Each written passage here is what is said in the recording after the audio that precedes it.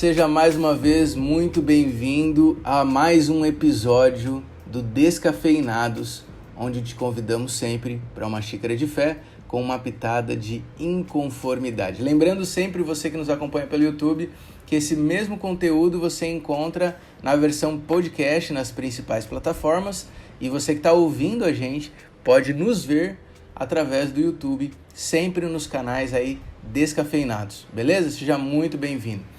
Hoje nós temos um episódio especial, hoje é um episódio bônus, um episódio à parte, uma temática diferente. Então eu vou começar um pouquinho diferente para te explicar o que nos levou a gravar esse episódio. Nós estamos esse mês completando um ano desde que a pandemia começou, assim, de verdade, no Brasil especificamente. A pandemia já tem mais tempo no mundo, mas no Brasil esse mês nós estamos marcando aí um ano de pandemia. E isso afeta todo mundo de diferentes formas. Essa semana, vou abrir um pouquinho os bastidores para você, nós temos um grupo do WhatsApp onde a gente marca, onde a gente escala as pessoas que vão estar do nosso grupo aqui, né? Quem vai estar gravando cada episódio, etc. E essa semana o grupo sentiu o baque de maneira mais forte. A gente percebeu que a coisa tá séria, a coisa tá grave, e isso vai afetando a gente emocionalmente também. Então começou uma conversa muito interessante no nosso grupo, tentando definir aqui como uma espécie de desabafo, uma conversa a pergunta é: como vocês estão?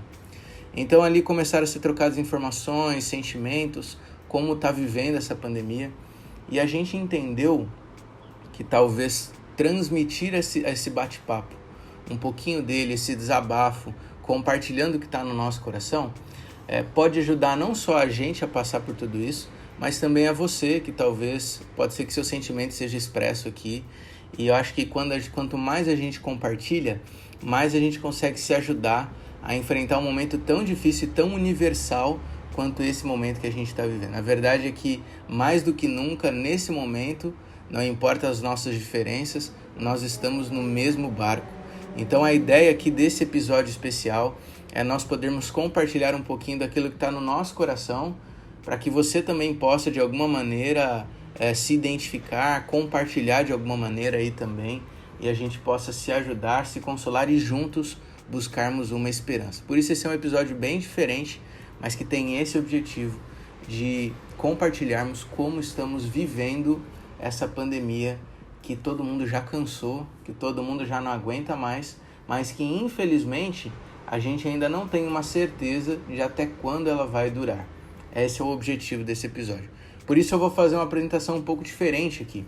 Você sabe, meu nome é Dani Bravo, falo aqui diretamente do Espírito Santo. E eu quero compartilhar contigo um pouquinho de como está a pandemia aqui no Espírito Santo nesse momento. Embora nós estejamos cercados da Bahia, Minas, Rio de Janeiro e muito próximo de São Paulo, por incrível que pareça, a realidade aqui no Espírito Santo ela demorou mais para poder se intensificar ou se agravar. Eu me lembro, inclusive, que há poucas semanas a maioria dos estados do Brasil já estavam com as portas fechadas de comércio e etc. Esse clima de terror, digamos assim. E aqui no estado a coisa ainda estava muito equilibrada, muito tranquila. Inclusive alguns amigos aqui que eu vou apresentar daqui a pouquinho estiveram aqui recentemente e viram que a coisa estava sob controle, tudo tranquilo. Até que de repente a coisa agravou.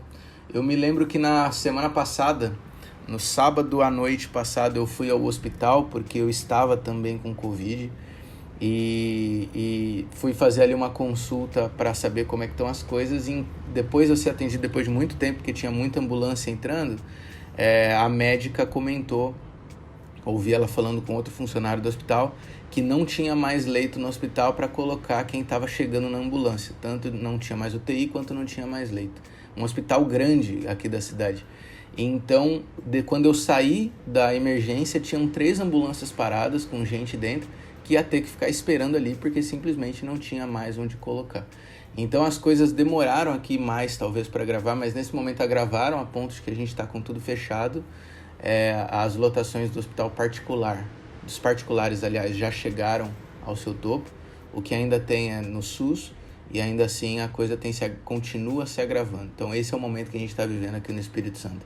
E eu queria então agora aproveitar a nossa possibilidade de termos representatividade de pontos diferentes do Brasil para a gente saber como está em outros lugares. E eu vou começar então com a Marcele, que está aqui com a gente hoje, diretamente da região central de São Paulo. Marcele, seja muito bem-vinda. Comenta com a gente um pouquinho como é que está a realidade de pandemia aí onde você está.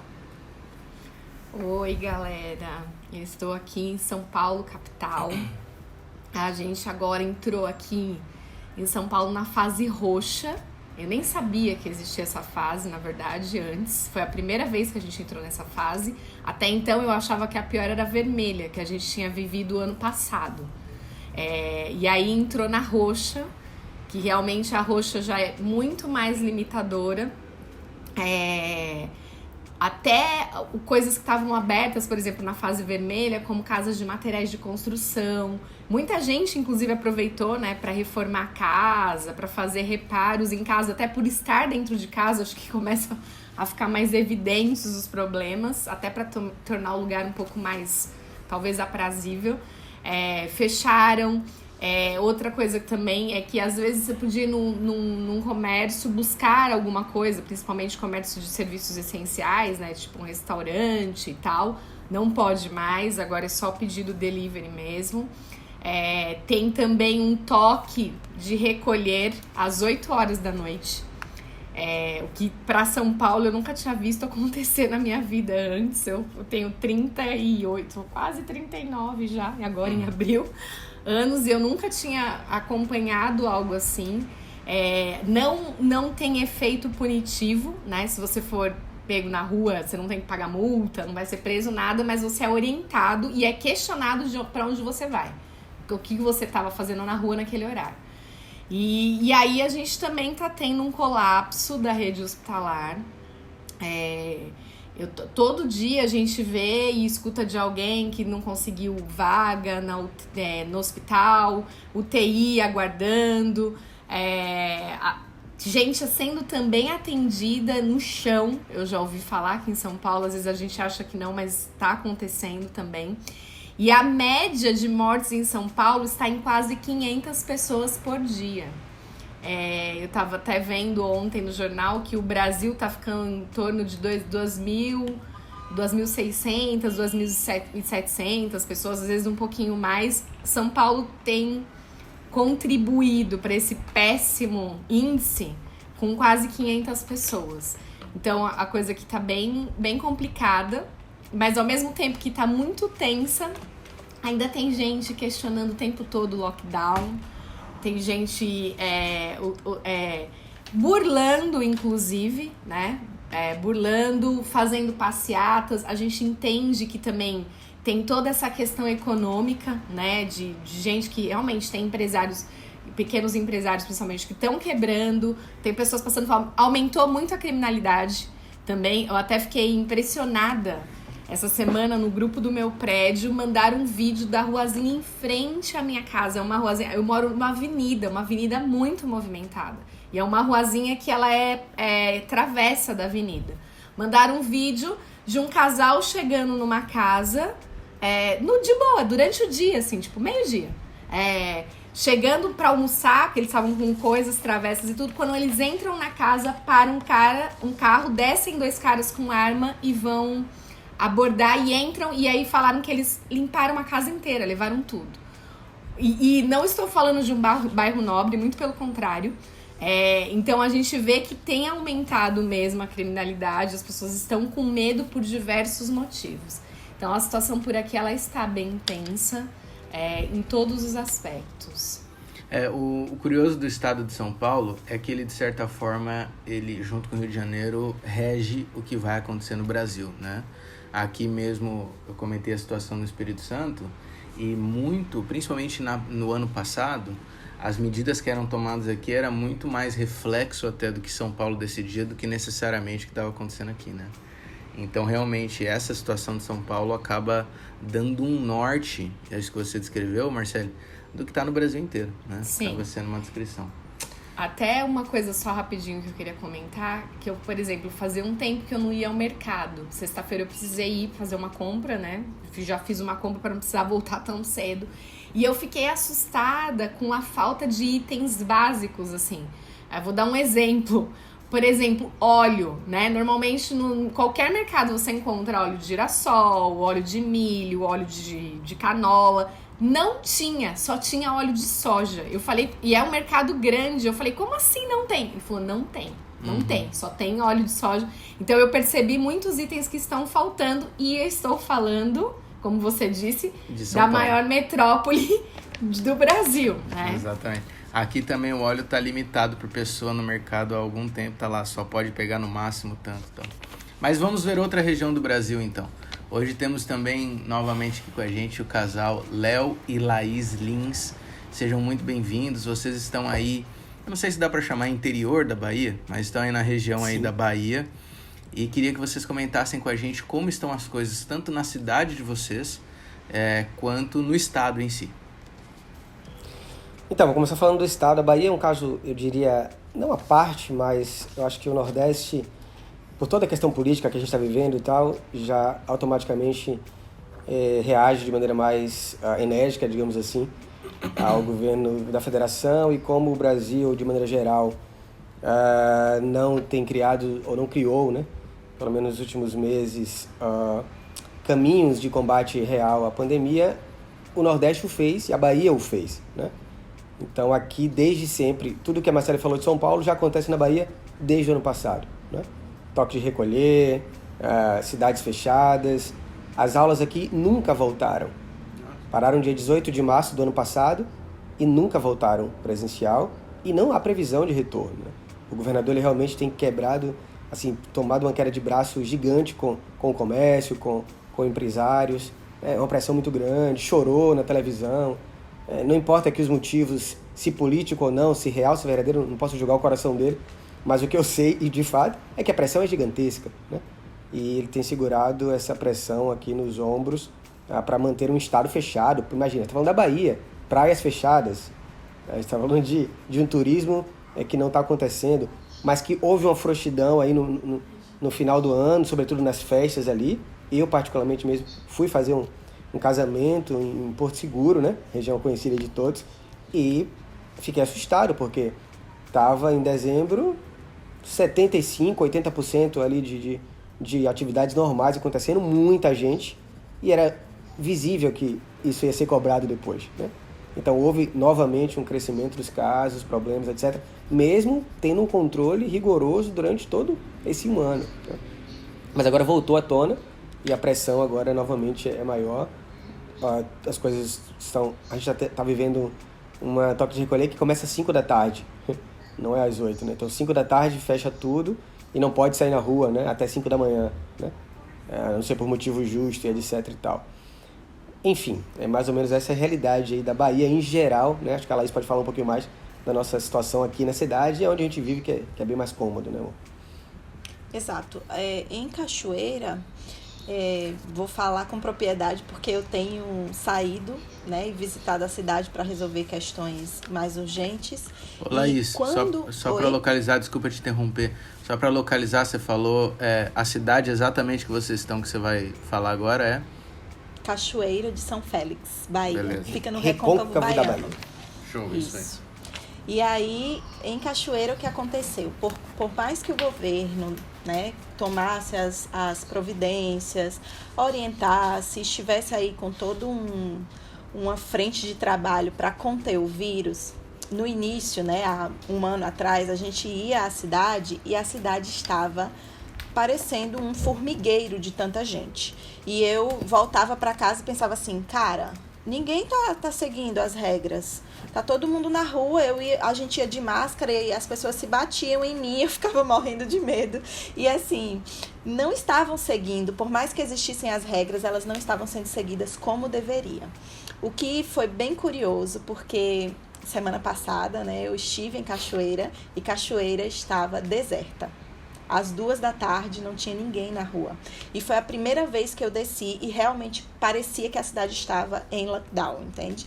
E isso me impressionou muito, porque apesar do nosso governador, sim, ter uma atitude extremamente coerente para acabar esse vírus, a gente vê que as pessoas não estavam obedecendo. E agora, por conta desse novo colapso, né, eu acho que a gente vive o pior momento dessa pandemia, as pessoas realmente agora estão sendo forçadas, né? Então, a gente está vendo gente aqui próxima morrer, esposos de funcionários, enfim, gente que a gente conhecia e tinha contato, e aí agora as pessoas estão mais assustadas. Eu vejo que existe essa diferença comparada ao início, né, da pandemia. Muito bem, muito bem. Obrigado pelo panorama. A gente tem diferentes realidades aqui no Brasil, a gente falou aqui de 3 estados, né? E a gente tem uma representação, tem a oportunidade de ter uma representação internacional também hoje. Então, vou chamar aí Alan Gentil mais uma vez, que está com a gente, para dar esse panorama de como está na região dele, automaticamente um pouco de como o mundo lá fora está vendo. Alan, você está aí em Florença, na Itália. Eu queria te fazer 2 perguntas, Alan. Primeiro, seja bem-vindo, né? Então, como está a situação tanto na região que você está, na Itália, e uma pergunta extra que eu vou te fazer. Como a Europa está vendo o que está acontecendo no Brasil? Porque a gente está aqui na bolha e tudo mais, mas como que de fora está vendo, não da perspectiva política, eu digo na perspectiva de situação de pandemia mesmo. Beleza. Bom, cumprimento aí a galera. Tô com saudade de vocês, alguns tendo a oportunidade de conversar pela primeira vez, que é o caso da Laís. Bom, eu estou na Itália há aproximadamente 9 meses. Então eu saí do Brasil quando a pandemia supostamente estava no auge, né? Os locais estavam fechados. Eu me lembro que quando eu fui para São Paulo para viajar, para pegar o avião, você não via os locais funcionando normalmente, as padarias não estavam permitindo que comesse dentro, etc. Então tava meio estranho já, sabe? Mas quando eu vim para cá, a Itália, no momento em que eu cheguei, ela estava vivendo uma realidade de mais abertura, porque eles já haviam passado por um momento muito tenso de 900 mortes diárias. Eu me lembro nitidamente que nós no Brasil, nos jornais, nas telecomunicações, a gente fazia homenagens para a Itália. A gente cantava música para os italianos, se solidarizando e etc. E quando eu cheguei, eles tinham conseguido reduzir muito a taxa de mortes, estava aproximadamente em 140, 150 pessoas por dia. Os comércios estavam funcionando normalmente e todo mundo usando máscara. O que eu percebi é que o primeiro-ministro, na época, Giuseppe Conte, ele estava conseguindo demonstrar um nível de seriedade muito grande com relação à pandemia, e a população confiava muito nele nas medidas do governo. Então eram quase que inquestionáveis as práticas adotadas pela Itália naquele momento. Era todo mundo usando máscara. Se você fosse pego sem máscara em um transporte público, você tomava uma multa de 300 euros. Então todo mundo assim respeitando muito. Só que o que aconteceu? Nesse período em que se abriu mais o leque para poder frequentar lugares, visitar espaços turísticos e etc., aumentou a quantidade de infectados. E hoje, atualmente, estão morrendo cerca de 400 pessoas por dia aqui na Itália. Nas últimas 24 horas, morreram 401 pessoas. A Itália tem 60 milhões de habitantes, então tá morrendo mais gente na cidade, na cidade ou na capital, no estado de São Paulo? Não sei, Marcelo. São Paulo, estado, desculpa. Estado, ou seja, então o estado de São Paulo está sofrendo com mais mortes do que o país inteiro que é a Itália, né? E qual que é a pegada aqui, cara? As pessoas, elas voltaram a se fechar. As aulas estão acontecendo, só que de um modo muito híbrido, então tem momento que é online, tem momento que é presencial. Existiram manifestações de comerciantes aqui querendo reabrir comércios ou fazendo algum tipo de manifestação negacionista por parte de pessoas mais extremistas que eram contra o uso da máscara, mas você percebe assim um número absurdamente baixo de pessoas que pensam desse modo, não só na Itália, como na Europa inteira, de um modo geral, sabe? Na Europa Ocidental você vê pessoas assim protestando, mas num número extremamente baixo. E o que eu percebi assim, cara? Eu percebi que uma liderança, ela influencia muito com relação ao comportamento da sociedade. Então aqui realmente confiaram muito nas medidas, reduziu muito o número. E a Itália ela é dividida por regiões, então não tem estado, né, como no Brasil, mas tem áreas. Então eu estou aqui na cidade de Florença, que é a capital da região da Toscana, e desde que eu cheguei, você não pode ir para outra região. Fazem 1 ano que não dá para você sair da Toscana para ir, por exemplo, para Lácio, que é a região de Roma. Você não consegue ir, é proibido, e eles fazem um controle muito forte. E respondendo a sua pergunta, hoje o Brasil é visto como o cemitério do mundo. É assim, é vergonhoso a maneira como nós estamos sendo percebidos pelos outros países. E isso me irrita muito, porque quando estava morrendo 900 pessoas por dia, a gente fazia música se solidarizando com os italianos. Quando está morrendo 2.500 pessoas por dia, quase eles 3.000, né? Chegou aí essa semana quase 3.000. Pois é, quando morrem 3.000, a preocupação das pessoas é vir falar do presidente. Nossa, mas o presidente de vocês é muito louco. Nossa, mas o que está acontecendo nesse país de vocês? Ninguém se preocupa, ninguém liga. E por um lado me indigna, por outro lado eu fico um pouco envergonhado, porque é meu país, é minha pátria, eu amo esse lugar, tem pessoas que são da minha família que estão morrendo. E eu percebo que, de um modo geral, aqui na universidade onde eu estou, tem pessoas da Romênia, da Inglaterra, da Itália. Existe um sentimento de que o nosso país é um país ameaçador. Ameaçador. Eles não querem receber ninguém do Brasil. Existe uma listagem de países que estão na lista negra, entre aspas, aí, né? Que dizem que não querem receber tão cedo turistas brasileiros, pessoas viajando. Então, assim, é muito complicado. E o preconceito também existe. Por exemplo, quando eu vou para um determinado comércio e eu vou ter o meu sotaque, né? Eu falo em italiano, as pessoas ficam curiosas, perguntam, mas de onde você é? Eu falo, não, eu sou brasileira. As pessoas já falam, Brasília? Mas como você é arrivato qua? Mas como é que você chegou aqui e tal? Eu não, eu moro aqui, tô aqui faz tempo e tal. Já sobe mas a tem máscara medo. na hora, né? Porque brasileiro Na hora. Sobe a máscara. Na hora. Somos então, cara, assim... Somos os novos chineses do mundo. Porque os chineses passaram por isso no ano passado. Tipo assim, se tem gente pior, no Brasil... né? Nossa situação hoje é pior.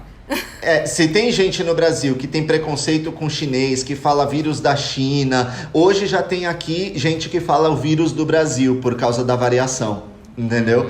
Então, tipo assim, cara, tudo que vai volta, entendeu? A gente tem que ser muito atento em quem a gente condena, porque a gente pode estar sendo condenado em outros lugares, manja.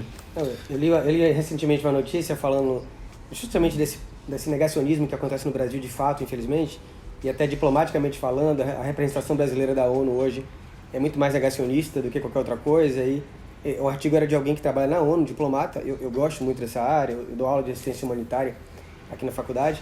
E aí o articulista falava que, encontrando pessoas nos corredores da ONU em Genebra, as pessoas preocupadas com o Brasil, perguntando essas mesmas coisas que os italianos perguntam para você, e de repente perguntou assim para ela, que pena, imagino que você tá triste, né? Mas eu queria até te dar um abraço, mas você esteve no Brasil recentemente, né? Então eu não posso. É triste, cara, mas o que a gente vê é essa total segregação do brasileiro cada vez maior para quem não está no Brasil.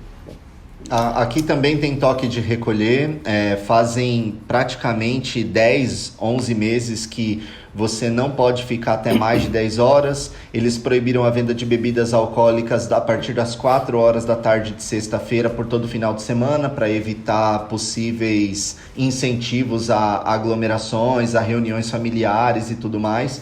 Vão decretar um feriado nacional e emendar com a Páscoa. Vai ser um lockdown geral, ninguém vai poder sair de casa. Aqui, para você sair de casa, você tem que ter uma autorização escrita. Se você não tiver essa autorização escrita, você pode tomar uma multa, ou dependendo da forma como você estiver, você vai preso. Então, assim, é muito delicada a situação aqui também. Mas percebe-se que existe uma conscientização populacional maior do que aquilo que eu, pelo menos, vi enquanto estava no Brasil e aquilo que eu vejo hoje através das notícias. Então é bem lamentável, assim. Pessoal, saindo um pouquinho da discussão técnica da pandemia, eu queria fazer uma pergunta um pouco mais... como é que eu posso classificar ela? Uma pergunta mais pessoal. que é o principal objetivo dessa nossa conversa de hoje. Nós estamos, como eu já mencionei no início, nós estamos gravando esse episódio no momento que a gente está marcando 1 ano de pandemia, no mês que a gente marca um ano de pandemia. A pergunta que eu faço é, nesse 1 ano, qual foi o momento mais difícil para vocês, assim, de maneira pessoal mesmo? Qual foi o momento mais difícil da pandemia para vocês?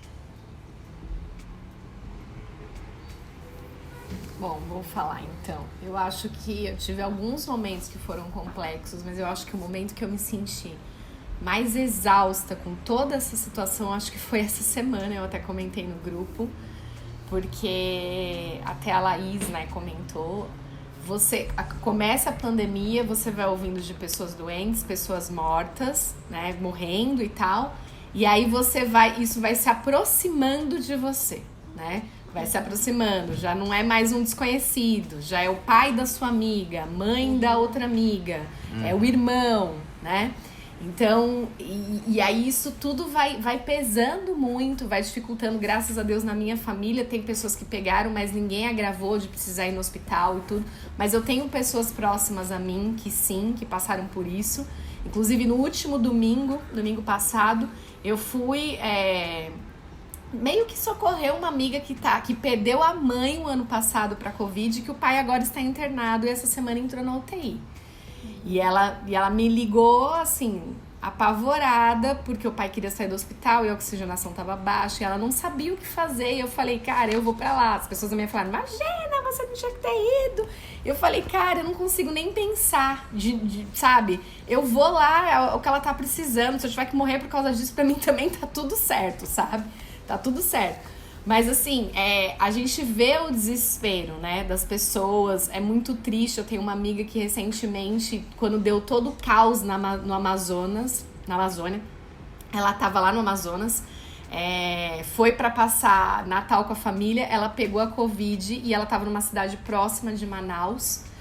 E aí ela se viu lá numa cidade que tem quase 100 mil habitantes, um único hospital com 37 leitos, né? Meu Deus. O hospital já estava com 200% da capacidade, realmente pessoas sendo atendidas no chão. E ela se voluntariou, ela é psicóloga, ela se voluntariou para ficar ali na linha de frente, prestando atendimento psicológico para paciente, para familiares, para os próprios profissionais de saúde. E a gente fez toda uma campanha aqui através do A Gente Cuida para tentar ajudar. Então, assim, eu já estava inserida nesse contexto de estar falando com a minha amiga todo dia e vendo o que estava acontecendo lá. E aí vendo essa onda mais pesada e mais dura, né? Chegar aqui. E aí a gente vê, não sei, essa semana me abalou muito a morte de um rapaz do Vocal Livre, do Esdras. Eu conhecia, mas não era próxima, não era amiga. Mas uma pessoa muito nova, né? 24 anos. E aí eu acho que tudo... E aí, ao mesmo tempo, tendo que lidar em grupos com pessoas falando contra o lockdown, querendo desqualificar a vacina e não vou tomar vacina, e porque isso aqui, e trazendo questões políticas para um assunto sério de saúde, né? Não que a política não esteja envolvida, mas assim...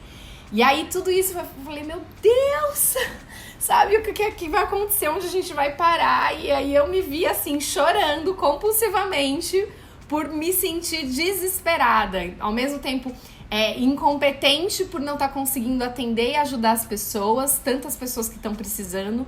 E por outro lado, indignada pelo governo do meu país, desculpa, mas eu vou entrar nesse assunto, que tá levando um assunto tão sério de forma irresponsável, de forma incompetente, de forma até sarcástica, sabe?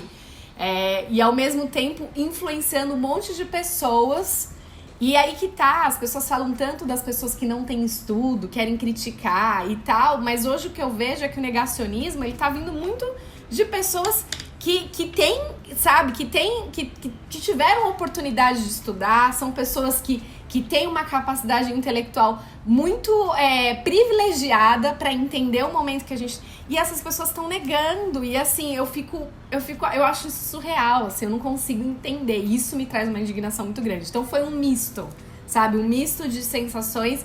E aí, cara, teve dias que eu fiquei extremamente deprimida, de não conseguir levantar da minha cama, de não conseguir fazer nada, porque eu queria sumir, queria desaparecer, sabe? Então, sendo bem honesto, assim, tá pesado, tá muito difícil, muito difícil. Nessa segunda onda, essa característica que você falou, Marcela, é que mais me chama a atenção de que a coisa se aproximou muito, né? Ela começou cada vez mais a rodear e chegar na gente, né? Tem uma expressão que eu usei essa semana aqui na minha igreja aqui em Vila Velha, que a gente disse assim, os números passaram a ganhar nomes. Então, começa a se tornar uma coisa muito mais real e machuca mais o coração, né? E vocês, pessoal, o restante aí, qual tem sido o momento mais difícil para vocês? Amor, deixa eu falar. Simples assim. No início, quando você perguntou, Dani, qual foi o pior momento, eu não consigo eleger um pior momento, para ser bem sincera. O meu marido, que tá aqui junto de mim desde o início dessa pandemia, sabe muito bem quantas vezes eu fiquei na cama o dia inteiro, desde que isso tudo começou. Foi horrível. Antes das mortes chegarem próximas a nós, né,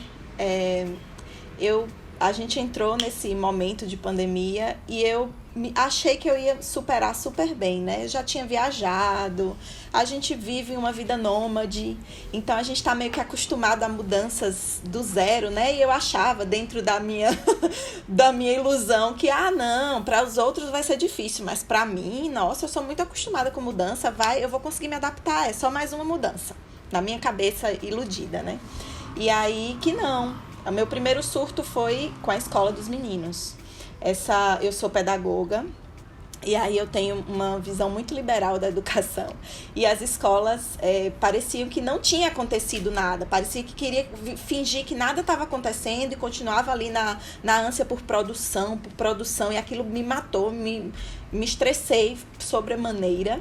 E o Léo, que assumiu a escola dos meninos, quando chegava a mensagem das professoras, eu tinha vontade de pegar o telefone e jogar na parede, de tanta raiva que eu tinha daquilo. Meu Deus, não parava, sabe? Não parava de vir mensagem, atividade atrasada, nossa. Laís, então, eu passei pela mesma coisa. Agora que você falou, eu lembrei. Esse foi um momento tenso pra mim também, quando mudou, quando começou e aí foi pro online, eu realmente... Eu tive que mandar e-mail até pro diretor da mantenedora, porque eu não tava suportando. Exato. Então, eu acho que meu primeiro surto, ele veio dessa falta de humanidade, dessa negação, no sentido de que a vida ia permanecer do mesmo jeito. E meio que assim, cara, a gente precisava respirar, era uma nova realidade para todo mundo, home office, escola das crianças, tudo junto. E foi muito difícil organizar, né? Mas depois disso eu tive outros surtos. E eu diria que o pior deles aconteceu no início desse ano. Não foi nessa semana que passou, mas foi no início desse ano em que eu só chorava. E eu me sentia assim um ser humano inútil, porque eu estava num momento da minha vida profissional, digamos assim, em que eu estava fazendo uma venda de livros. Para quem não sabe, eu sou escritora e eu fiz uma venda de livros em parceria com uma influencer. A gente fez uma semana e tal, e aquilo ali, enfim, eu estava num momento que deveria ser um momento de muita de vitória para mim, de alegria, porque eu estava conseguindo fazer uma venda grande de livros e eu não conseguia ficar feliz. E aí eu olhava para aquela situação, a gráfica atrasou a entrega dos livros, aquilo me estressava muito e eu olhava para mim e me culpava por estar me sentindo mal no momento em que eu deveria estar feliz. E eu olhava para a situação ao meu redor e me sentia mal porque eu estava triste, por uma bobagem, por algo fútil, digamos assim, diante da situação do país. Então foi um momento assim de muita escuridão emocional.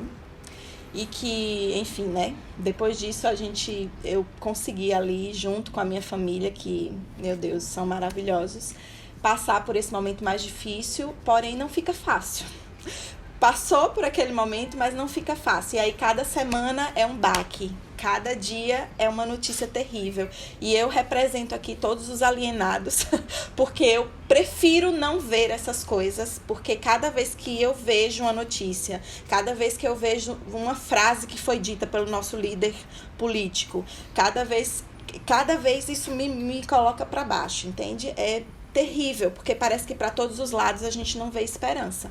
E é assim que a gente se sente. A gente quer se agarrar a alguma coisa para conseguir, né, se levantar, mas toda semana, todo dia a gente recebe uma notícia, uma coisa ruim que nos bota para baixo. Basicamente é isso.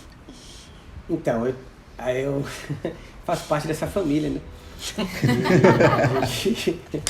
A gente segura a barra junto, então é um processo delicado. Você tem 2 filhos pequenos. Já pensou se o Léo diz assim, não, pra mim tá tudo bem, eu tô levando tranquilo. Só vai quebrar aqui hoje. Coitado, imagina. E não é fácil segurar tanta coisa, enfim, ainda faço parte de uma instituição que tem negacionistas juntos, assim. Pra mim, teve 2 piores momentos. Em agosto do ano passado, a gente teve Covid, a família, eu, minha esposa e meus filhos, né? Nossa. E nós somos os primeiros, pelo menos que divulgaram isso. A gente mora dentro de um lugar, assim, bastante seguro, né? Um internato adventista e tal. E quando a gente divulgou, né? Estamos de Covid, foi a primeira família a divulgar isso, né? Nos grupos de WhatsApp aqui da comunidade, digamos assim. Uau, parecia uns leprosos, né? As sentimento pessoas, de rejeição terrível. Claro, alguns foram solistas, cara, precisa que eu compre alguma coisa pra você e tal, no mercado, etc. Aí ela comprava, voltava, tocava a campainha, quando eu abria, ela tava 3 km de distância correndo. E eu pegava o saquinho, botava pra dentro, né? E eu lembro depois que a gente ficou bom, né, liberado pela médica, todo o monitoramento que teve e ainda continua tendo aqui da clínica, a escola e tal, mas liberados já, livres, feito o exame, inclusive, e alguém veio visitar a gente e tal, e abraçou a minha esposa, e eu lembro de alguém que comentou assim, menina, você foi lá na casa da Laís e você abraçou ela, foi? Muita coragem, né? Então, ousadia. Cara, é cômico, né? Mas é trágico ao mesmo tempo. E naquele período, eu perdi o meu avô, né? De Covid-19, meu avô paterno. E assim, foi bem complicado, né? Porque eu tava doente 1 mês depois que meu avô tinha falecido de Covid. E eu lembro que eu fiquei ali com falta de ar e tal, e eu não sabia se era ansiedade, se era medo, ou se era Covid mesmo, a falta de ar. E fui para o hospital, fiz tomografia e tal, e graças a Deus estava controlado, digamos assim. Eu tive 25% do meu pulmão comprometido, mas passei pela Covid, pelo menos naquele momento, tranquilo, né? Eu acho que se aquele momento fosse agora, seria muito mais complicado, porque com certeza eu estou muito mais estafado emocionalmente, muito mais ansioso. A Covid, as cepas novas aí mostram que não tem essa de idoso ou de caiu por comorbidade. terra, né? As limitações caíram por terra. É loteria agora. Exato. Qualquer um, né? Então talvez por isso agora de novo eu estou num momento assim muito tenso. Eu queria que a gente levasse isso mais a sério. Eu queria que todo mundo pensasse como eu. E eu cancelei minha agenda, eu cancelei as agendas que eu respondo como líder de um departamento, mas outros colegas não fizeram isso, outras pessoas não fizeram isso, e as pessoas continuam se reunindo. E sabe, eu tenho um amigo que está internado, a esposa está um dos meus líderes aqui tá entubado na UTI, e a vida de alguns continua do mesmo jeito, o trabalho continua sendo tocado, e para mim isso é um absurdo, então isso me estressa muito, né? E por outro lado, você não pode falar muito, ou não falar demais, porque as pessoas não querem ouvir, você não é benquisto, né? Fiz um post aí recentemente, muito simples, mas eu simplesmente peguei uma recomendação do MS ali, que foi feita em março do ano passado, uma recomendação específica para líderes religiosos, né? E traduzi os principais pontos e postei, né? A fim de que as pessoas enxerguem o que precisa ser feito, né? E aí teve gente que não gostou, que tomou para si como uma acusação, porque não são todos que abrem, no meu caso que eu sou pastor, né? Embora não esteja na função de pastor de igreja, não são todos que abrem igreja que são negacionistas. Eu falei, pode não ser na teoria, mas na prática tá agindo do mesmo jeito. Então, enfim, é difícil pra caramba tá num momento onde não há coesão de pensamento, né? E como a Marcele falou, não são pessoas que são desinformadas, não são pessoas que são deficitárias de uma amplitude maior intelectual, digamos assim. Não é isso.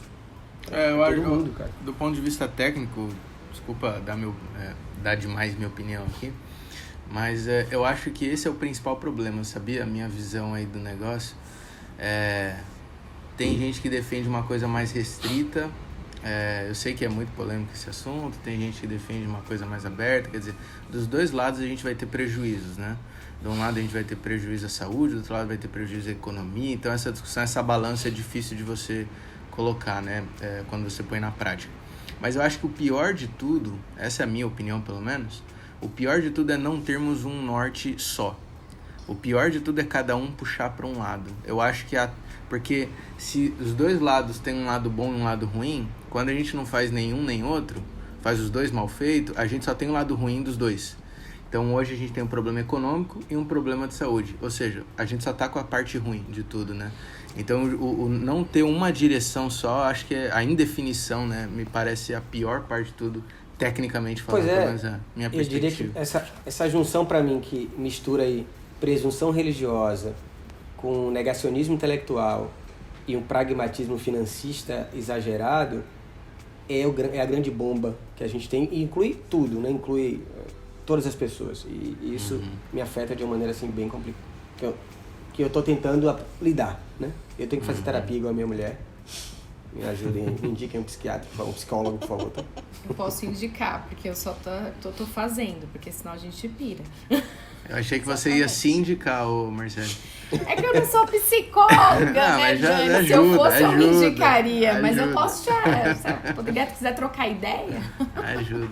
Alan, qual foi o momento mais difícil pra você aí, cara? Sem dúvida esse, o atual. Essa semana foi assim... Foi terrível, terrível. Há uma semana eu perdi a minha tia, vítima de Covid. E foi assim por uma via cruel, sabe? Que foi a falta de oxigênio nos hospitais. E ela ficou uma semana esperando o oxigênio. Cara, uma semana esperando o oxigênio, sendo que a gente... Hoje eu vi uma notícia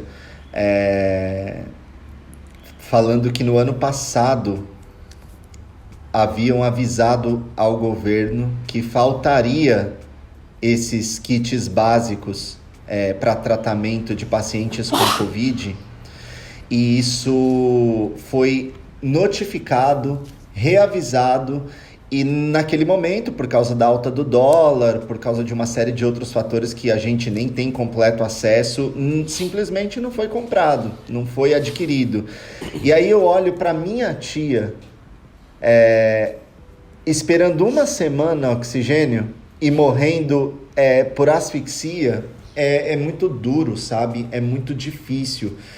E aí qual que é a pegada, né? A gente sofre na sexta, chora no sábado, vai se recuperando no domingo, tenta manter a vida durante a semana e recebe uma notícia nova no dia seguinte. Hoje eu acordei com uma notícia de que tem 3 tios e tias nossos, meu e da Késia, que novamente precisaram de internação, que novamente precisam encontrar um leito, que os hospitais estão todos saturados e não tem vagas para eles.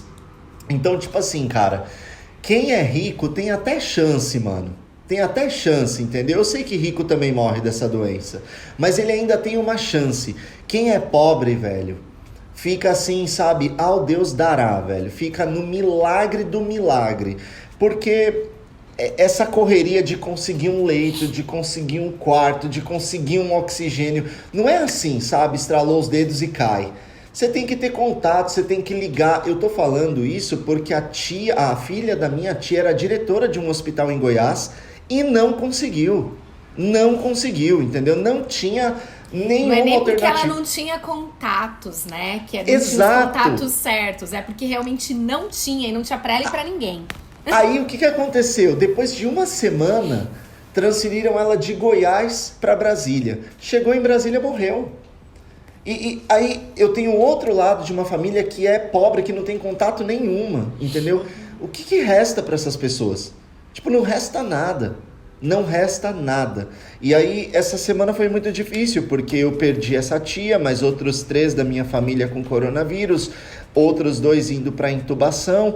A gente perde uma representatividade jovem dentro da nossa instituição religiosa, que representa mais do que um número, representa alguém como a Marcele e o Dani disse, que está perto da gente, que a gente conhece, que tem nome, que de alguma forma é o retrato do jovem dentro da nossa realidade. E aí você baqueia, tá ligado? Você fica mal, você sente que o negócio é quase que insolúvel, não tem como você fazer algo. E aí você começa a ver pessoas que estão em volta dos hospitais porque estão querendo botar a mão na parede para orar, você começa a ver pessoas que estão tentando mobilizar a gente para interceder, você começa a ter pessoas que estão querendo utilizar de medicamentos que já foram comprovados que não têm eficácia para dizer que ele trata, que ele resolve. E aí começa assim uma confusão mental que leva a gente para uma profundidade de desespero. E aí eu quero abrir um parênteses para falar sobre sentimentos, porque eu acho que nós estamos com uma dificuldade muito grande de identificar o que a gente sente. Nós muitas vezes somos muito pragmáticos com relação aos nossos sentimentos. A gente diz que ou tá feliz, ou tá triste, ou tá alegre, ou tá nervoso, mas existem vários outros sentimentos que estão nessa zona cinzenta que a gente não para identificar. E com essa pandemia, tá mais difícil ainda conseguir identificar, porque quando a gente começou essa troca de ideia, antes da gente dar o play aqui, dar o rec para gravar, eu tava dando risada, feliz, porque eu tava reencontrando vocês e a gente tava falando sobre assuntos, né, sobre amenidades e tal. Só que daí daqui a pouco o meu telefone toca e eu recebo a notícia de que meu tio morreu. Entende? Tipo, você tá bem, você tá tentando se reerguer, mas depois você cai, velho, você cai profundamente. E aí quando você tá tentando sorrir de novo, tentando colocar uma música alegre, tentando dar uma mensagem de otimismo, você recebe uma outra ligação e sucumbe. Então, tipo, quando a gente tá rindo, quando a gente tá sorrindo, não significa que tá tudo bem. Significa que de alguma forma a gente ainda tá tentando resistir, tá ligado? E isso é uma das coisas assim que tem me feito adoecer de um certo modo. Adoecer mesmo, sabe? Eu tenho utilizado as minhas redes para poder propor reflexão, para poder propor confrontação, porque através da confrontação a gente cresce, a gente se questiona, a gente entende que outros pensam diferentes da gente. Mas tem, assim, sabe, sido exaustivo, porque antes o problema fosse pluralidades de ideias. O que nós estamos vendo não é pluralidades de ideias, nós estamos vendo pessoas ensandecidas, pessoas que estão assim adotando uma postura de políticas e práticas, discursos de morte mesmo, sabe? Já ouvi coisas do tipo assim, se morrer é porque tinha que morrer. Você entende? Minimizando a morte de alguém, sabe? Ou assim, não, mas se não morrer da doença, vai morrer de fome. Mano, peraí, velho. Não é assim, entendeu? Não é assim que se trata. Então, assim, eu tenho todo o respeito e amor do mundo por quem precisa trabalhar. Eu sou uma dessas pessoas que precisa sair, eu preciso trabalhar. Entendeu? Agora, Aliás, você é um cara, Alan, acho que é legal pontuar isso, que você é um cara que trabalha com comércio a vida inteira. Eu te conheci trabalhando com comércio. A vida inteira. Né? Então é um cara que vive de vendas, etc. E que nesse momento não consegue praticar isso. Né? A vida inteira. O meu projeto atual era vender um programa de viagens internacionais numa pandemia.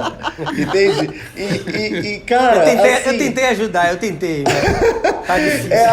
É pra rir de desespero, mano. Porque assim, você não tem pra onde correr. Não tem pra onde correr, entendeu? Só que tem uma questão. Morto não trabalha, velho. Nem agora e nem depois, entendeu? Morto não trabalha. E tipo assim, cara, eu tô assim, vivendo com o mínimo do mínimo, entendeu? Com a economia da economia. Eu poderia estar bolando alguma outra coisa para ganhar dinheiro de um outro jeito, saindo, metendo a cara, mas, mano, eu vou viver com o mínimo do mínimo agora, entendeu? Porque eu não quero, cara, que pessoas morram por minha causa e eu também não quero morrer pela grana. Eu não quero morrer pela grana. E às vezes parece que a gente entrou dentro de um sistema econômico que se a gente não produzir, a gente não é reconhecido, se a gente não adquirir, a gente não é indivíduo. E isso tá muito errado. Entende? Tipo, a gente tá tão polarizado que quando você discursa sobre isso, as pessoas já partem do pressuposto, ó lá, é comunista. Ah, esse daí é socialista. Não, velho, eu não sou comunista não. Infelizmente eu sou capitalista. Como todo mundo que precisa do capital para poder viver, entendeu? Que precisa de alguma forma trabalhar, fazer grana e tudo mais. Só que assim, a gente precisa repensar urgentemente nossas práticas, nosso sistema econômico, nosso modo de enxergar a vida, entendeu? Então, eu tô bem abalado, cara, porque a gente tá perdendo pessoas que a gente ama, a gente tá perdendo a oportunidade de abraçar pessoas e a gente tá, assim, imerso numa confusão de pensamentos, de sentimentos que, olha, se a gente sair disso, é pela misericórdia e pela graça mesmo, porque... Olha, sem querer entrar no mérito da questão aí, que você falou, né, em relação a essa comparação comunismo e capitalismo, mas o que eu vejo, eu gosto de geopolítica, etc., é que os países que são social-democratas ou que têm uma tendência de focar no bem-estar em detrimento ao crescimento econômico, são países que conseguiram atenuar e cuidar muito melhor da pandemia, né? Vou usar um exemplo, a Nova Zelândia, né? Tá pouco, embora seja uma piada ali o que o governador aqui de Minas Gerais falou, né, que eles se isolaram tanto que quase estão virando uma ilha, né? De fato eles são uma ilha, né? Mas é uma ilha no sentido de que eles não estão nem aí. Eu demorei para pegar. Não importa se vai cair o PIB daquele ano, não importa, até porque a Nova Zelândia não está preocupada em ser o país mais rico do mundo, né? Não está preocupada com o bem-estar social. Então, quando a gente... E é esse o ponto. Se eu estou preocupado com o bem-estar social, seja um governo de um país, de um estado, ou mesmo uma instituição, uma empresa, ou até a minha família, se a preocupação básica somos nós, cuidar dos outros, a gente vai se virar. A gente vai encontrar caminhos, a gente vai encontrar meios. E eu não estou falando aqui de maneira assim tosca, não. Tá? Os meios são possíveis. Para um governo é diferente do que é para uma empresa, que é diferente do que é para uma família. Eu sou pai de família. Muito cômodo você falar que seu salário cai todo mês. Brother, já houve um momento que cortou um pedacinho, pode cortar mais. Eu estou disposto. Não, mas eu também posso falar, porque o meu não cai todo mês e eu tô alinhado com esse discurso. É por isso entende? que eu destaquei, se eu não trampar, não cai. Por isso que eu destaquei o fato de você viver do comércio, porque você é um cara que, o pessoal, talvez alguém tá ouvindo, o cara mora na Itália, não sei o quê. Não, você foi na real, com o que tinha de economia e agora pobre comércio, de maré de si, meu irmão. Eu acho que... Então... Eu queria até... Desculpa, termina. Não, é só isso. Eu só estou dizendo que a questão é prioridade. Se a gente priorizar uns aos outros, a gente vai encontrar os caminhos. Agora, se a gente ficar priorizando outras coisas... Isso que eu ia falar, é o lance da empatia, né? Porque se a gente for olhar para uma questão financeira, ela pode sim ser amenizada se as pessoas forem empáticas umas com as outras. Então, as pessoas realmente se dispuserem a contribuir do pouco que tem com quem não tem. Agora, quando eu falo de saúde, de não ter vaga em hospital, não tem o que faça, entende? Não tem o que faça. Então, é muito fácil falar, vai faltar comida. Cara, vai faltar se você não dividir a sua, entendeu? Se você não dividir a sua, realmente vai faltar. Então, assim, o quanto a gente realmente está preocupado com esse discurso, ou na verdade esse discurso é só porque eu tô preocupado com o meu, não é de fato com o outro, né? Mano, concordo plenamente. Agora, o Léo já comentou aqui que ele e a Laís tiveram Covid, eu já tive, só por curiosidade, Marcele e Alan, vocês já tiveram Covid ainda não?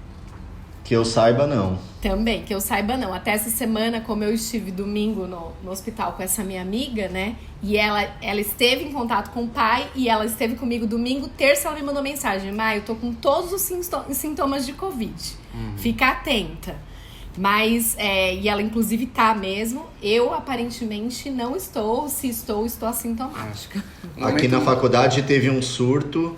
70%, 80% dos estudantes contraíram Covid e nós tivemos assim uma leve sensação de mal-estar no corpo, uma febre baixa. Isso durou 2 dias e depois nada. Então eu não fiz exame, fiquei nesses 2 dias observando e até agora nada. Marcelo, você é a pessoa de nós aqui hoje que mais trabalha próximo da questão da saúde emocional. Então eu queria pedir para você, como esse como eu falei no início, né, esse é um episódio de desabafo, digamos assim, com a possibilidade de alguém que está ouvindo a gente, na verdade essa é a nossa expectativa, né, de alguma maneira se identificar com o que a gente está vivendo e poder compartilhar um pouco da dor. Então, tendo isso em vista, eu te pergunto se você tem alguma sugestão, dicas do que se poderia fazer quem está vivendo esse desespero, desde o desespero do isolamento até o desespero do pânico, que a qualquer momento pode pegar o vírus, ou, enfim, de um familiar que está nessa situação. Que dica você poderia dar pra gente aí para termos sanidade, pelo menos mental, nesse período? Eu acho que tem algumas coisas, né, que a gente pode fazer que podem nos ajudar nesse processo. O Alan até comentou na fala dele uma delas, que é a gente, de fato, prestar atenção no que a gente está sentindo, que emoções a gente está experimentando. E como ele falou, a gente costuma ser muito simplista em relação às nossas emoções, né? Ou eu tô alegre ou eu tô triste, esquecendo que entre esses dois existe uma nuance de outras emoções que a gente precisa conhecer. Às vezes eu tô com medo, às vezes eu tô inseguro. Então, assim, o que de fato eu tô sentindo? E aí, uma coisa que me ajuda e eu vou compartilhar é escrever, sabe? Escrever de fato. Você faz isso, Laís? Faço isso. Escrever. E tem me ajudado, sabe o quê? Escrever cartas para as pessoas que eu amo. Isso tem sido uma redescoberta para mim, sabe? Que massa. Tirada desse momento. Essa era uma outra coisa que eu ia falar. Eu ia falar, primeiro, identificar o que de fato a gente está sentindo e pensar em como eu posso me sentir melhor também, né? Eu tô falando primeiro do nosso universo. Então, por exemplo, a Laís comentou e eu compartilho dela. Eu não vou falar que eu sou completamente alienada, porque às vezes eu quero saber o que tá acontecendo. Mas tem momentos que o excesso de notícias, de informação, vai me deprimindo, vai me deixando pra baixo, vai me deixando indignada. E aí eu tenho que perceber o que eu tô sentindo e falar, aqui não é mais hora, agora eu tenho que dar uma respirada, eu preciso parar de receber tanta informação. Então, esse é um ponto. Talvez se alimentar melhor, dormir, procurar dormir, sair um pouco das redes sociais, porque também, pelo menos esse debate aí acalorado, ele tá. Não que eu acho que a gente tem que ser alienado nessa questão, mas eu acho que às vezes é importante a gente realmente dar um break para que a gente tenha mais saúde mesmo, mental. E aí, cara, o que a Laís falou pra mim é o que tem me ajudado mais, que é expandir a empatia, sabe? Que é a gente, de fato, se importar com a dor do outro. Porque quando eu me importo com a dor do outro, parece que a minha dor, ela se torna menor. E aí eu vou trazer uma coisa prática que eu vivi essa semana. Nos dias que eu tava mais caótica, assim, de tristeza, de não querer levantar, Deus me mandava alguém pra eu cuidar, literalmente, sabe? Mandava alguém, e aí eu via que aquela pessoa tava sentindo dor, tava passando por alguma questão, e aí eu me envolvia com a dor da pessoa, e aí eu realmente me sentia curada. Então eu acho que esse é um processo que não dá pra gente explicar, porque ele é um processo sobrenatural, mas de fato, quando a gente cuida de alguém, Deus cuida das nossas dores também. Então, Boa. Acho que é importante a gente fazer isso. Aí tem outras coisas, né, Dani? Terapia ajuda muito. Às vezes tem gente que fala, poxa, eu tô num momento econômico muito terrível, não dá. Cara, tem muitos grupos voluntários de psicólogos que estão dando terapia gratuita.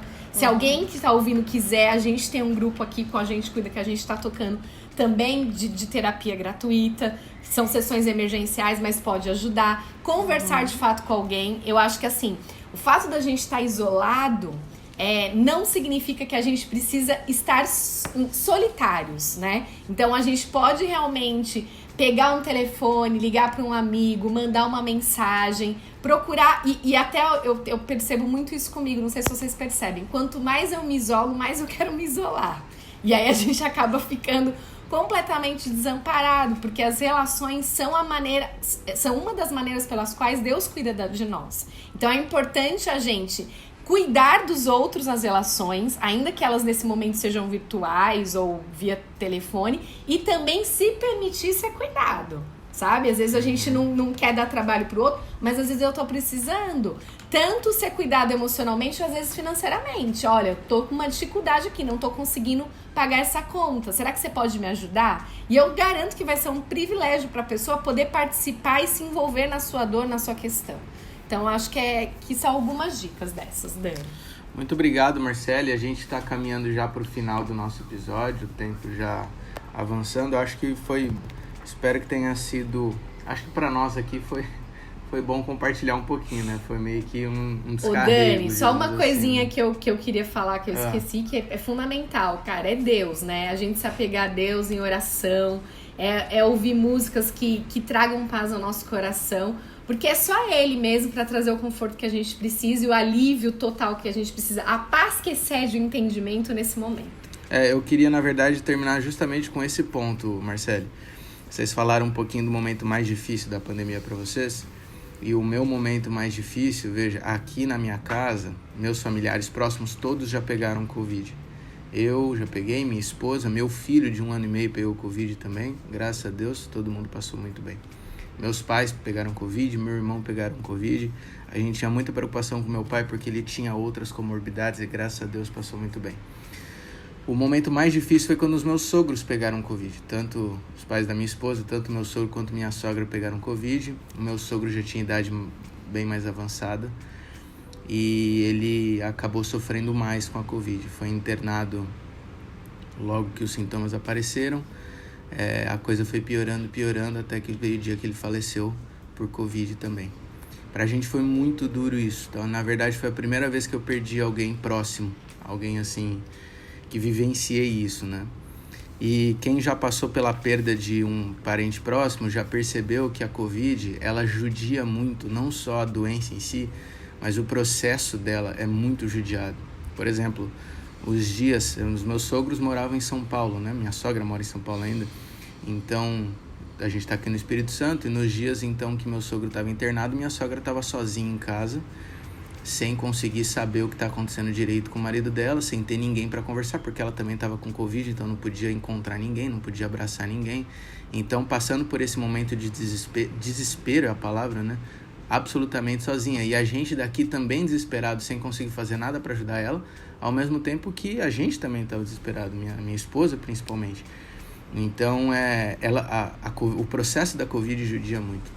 Eu tô falando isso porque certamente alguém que está ouvindo já passou por isso também. Depois, quando finalmente vem o falecimento, eu não sei se vocês, espero que não, mas não sei se vocês já participaram de um velório de Covid. A palavra que eu uso é que é desumano, porque ele trata o sepultamento de forma tão pragmática que elimina todos os elementos de humanidade envolvidos. Então, ele não permite um velório, ele não permite um caixão para ver aberto para poder ver se despedir do seu ente, ele não permite nem mesmo tocar no caixão, e quando é o sepultamento, ele não permite nem que você possa ter um momento de oração, assim, com pressa, é um sepultamento apressado, judia demais. E até dificulta o consolo, né, de uns aos por isso outros, que eu aquele digo, momento luto, de você né? se abraçar, Exatamente. chorar junto. Por isso que eu digo que ele é desumano, porque ele trata como se a gente fosse robô, do tipo, ok, acabou. Foi muito duro mesmo. E eu tô falando isso porque certamente alguém que tá ouvindo a gente já passou ou tá passando exatamente por isso agora. E pra gente foi muito duro, a minha esposa falou muito isso, que ela não conseguiu dizer tchau, ainda mais que a gente tá longe, então não conseguiu dizer tchau. A minha sogra passou por isso, pra você ter uma ideia. Não querendo me alongar aqui, mas os meus sogros foram pro hospital porque estavam com suspeita. Ela foi para uma sala, ele foi para outra, de lá ele foi internado e ela nunca mais viu ele, simples assim. Porque depois disso ele saiu já pro sepultamento e nem mesmo no caixão ele pôde ver ele. Então, você imagina, ela judia demais, é desumano, judia demais. E a gente lidando com isso, tem uma coisa só que consola o nosso coração, que é esse ponto que você falou, Marcelo, que é o que dá força para continuar, e eu queria terminar com essa tônica. Compartilhando dessa experiência que eu vivi. Tem um texto na Bíblia, a gente sempre termina lendo um verso bíblico, e eu acho que hoje não tem como ser diferente. 1 Tessalonicenses capítulo 4, do verso 13 ao 18, Você que está vivendo esse momento também, está ouvindo a gente, eu sugiro muito que você leia esse texto, porque capítulo 4, verso 13 ao 18 do livro de 1 Tessalonicenses, no Novo Testamento, na Bíblia, Paulo, que é o autor desse livro, ele escreve esse trecho apenas e tão somente para momentos que a gente perde alguém, para momentos de desespero como esse. Esse é o objetivo. Como lidar com a perda, como lidar com esse desespero e essa dor. E a grande mensagem dele, o ponto central eu quero ler e terminar com isso, verso 16, ele diz: porquanto o Senhor mesmo, dada a sua palavra de ordem e ouvida a voz do arcanjo e ressoada a trombeta de Deus, descerá dos céus e os mortos em Cristo ressuscitarão primeiro. E depois nós, os vivos, os que ficarmos, seremos arrebatados juntamente com eles, entre nuvens para o encontro do Senhor nos ares, e assim estaremos para sempre com o Senhor. E ele conclui então: consolai-vos, pois, uns aos outros com estas palavras. Essa é a esperança, esse é o consolo. Quando a gente teve o sepultamento do meu sogro, e eu levei, o Luca, que é o meu filho, estava lá e ele não pôde se despedir do vô. Isso mexeu muito comigo. E uma coisa que a gente ficou muito forte no nosso coração é o ponto, ele foi sepultado embaixo de uma árvore, né? Então é o ponto de que não é o fim, porque quando Jesus voltar, a gente vai poder reencontrar ele. E aquele lugar, então, se torna o ponto de encontro para o meu filho poder reencontrar o vô. Então, eu não sei fazer isso, desculpa. Eu queria deixar esse ponto como a esperança final, porque certamente, nesse período difícil que a gente está vivendo, bate o desespero e certamente muita gente vai viver isso também, se já não viveu. Mas a gente sabe que não é o fim. A fé, no fim das contas, é uma vantagem, não porque priva a gente de problemas, mas porque sempre há uma esperança. Sempre há uma esperança.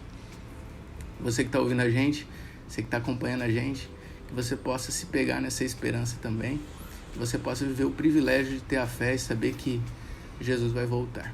Deus te abençoe. Até o próximo encontro.